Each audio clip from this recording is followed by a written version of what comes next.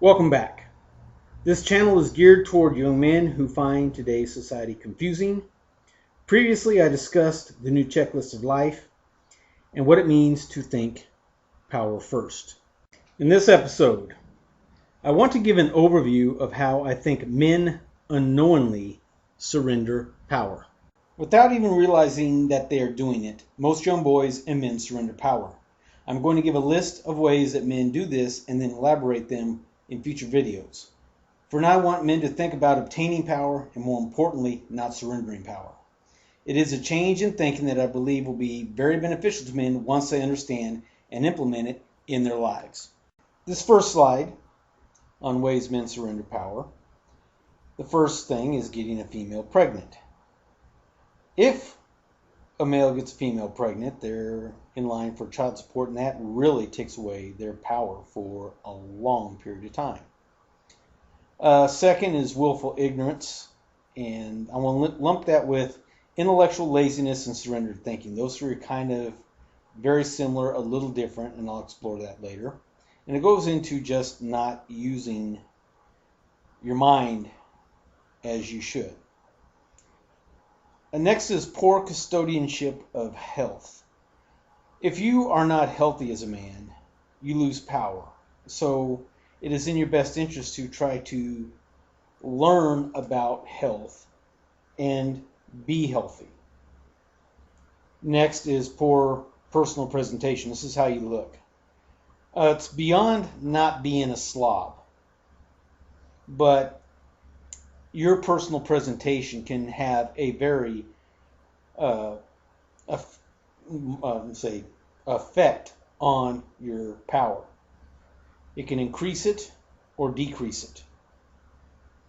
And then the last three on this list, failure to develop value, failure to acquire skills, and failure to develop talents. These are things to directly enhance your income. And I want to go over, they're slightly different. And so that will be on a different video. I haven't decided whether or not I'll put that all in one video or 3 separate videos. On to the next list. The second list, or part 2 of the list, first thing is surrendering individuality to embrace sameness. You must understand that anybody with power never tries to be like everybody else. They use what they have that is unique to them and exploit it to the fullest. Next, premature and unnecessary pursuit of status symbols. That can get a lot of people into trouble and will sap your power. Lack of purpose. This is a hard one for young people because a lot of times they have not figured out what their purpose is, but it can be one of the most determining things in one's life. Next, we have seeking external validation. That's very similar to premature and unnecessary pursuit of status symbols. Allowing others to define you. And I see this with on Facebook with the Real Men Do This memes. Succumbing to peer pressure. That's very similar to allowing others to define you or trying to do things because of others instead of what you're doing for yourself. Taking on avoidable stress. This is another thing that can be saps power. And I see people do this all the time. Maintaining false friendships. And I'll go into this when I say that anybody that is your friend should be happy for you for your success. Okay, now on to the third list. Okay, the first item on part 3 of our list is avoiding greatness to protect the self-esteem of others. Once again, people who have power never do this. People who seek power never do this. Never try to protect the self-esteem of someone else by avoiding your own personal greatness, your own personal goals. Second, we have embracing envy.